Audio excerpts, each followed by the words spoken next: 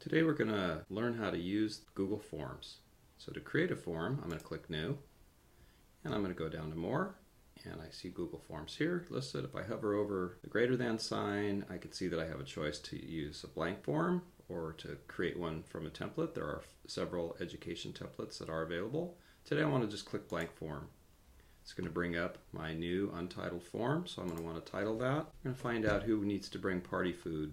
Who wants to bring party food to the upcoming party? The untitled question is listed as a multiple choice. That's the default. But if I change this to first name, Google is anticipating that that's going to be a short answer. I'm going to make this a required question. And I do also have the ability to add in a description or to even do some data validation. Data validation can come in handy.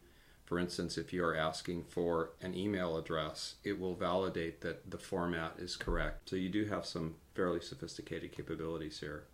I do also have the ability to duplicate this question if it was something that was going to be repetitive and I was only changing minor things. That's a time saver. And of course I can delete it if I don't need the question. At this point we're ready to go. It's a required question. I'm asking for their first name.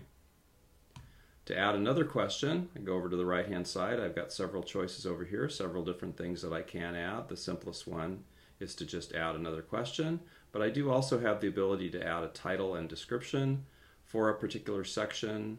I do have the ability to add an image. I even have the ability to add a video. And finally, I can add a section which provides the ability to do branching and several sophisticated techniques that allow you to customize the type of form that you're creating and really get into very detailed and specific responses. So for now, I'm going to add an image, and I have several different choices. The usual Google view when you're adding an image. This is consistent with the other tools within the Google suite. I can take a snapshot. I can upload from my desktop.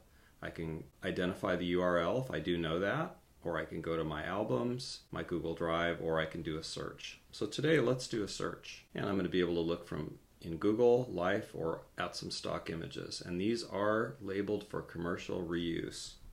So let's look up a party hat and see what we come up with. I can even identify based on color, so forth. And I think this is the perfect hat for me, so I'm going to add that in. You can see where it's coming from, Wikimedia Commons.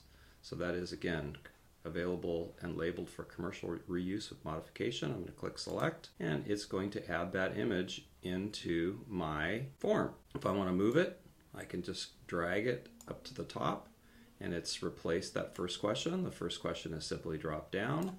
I do have the ability to change the size and do some basic editing. It's party time. Of course, you may want to include an image that would be relevant to the type of questions that you're going to be asking your students or others that you're interested in getting responses from.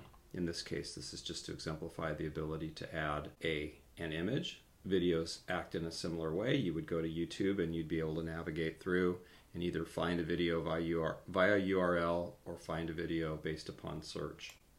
So that's how you add questions and media to a Google form.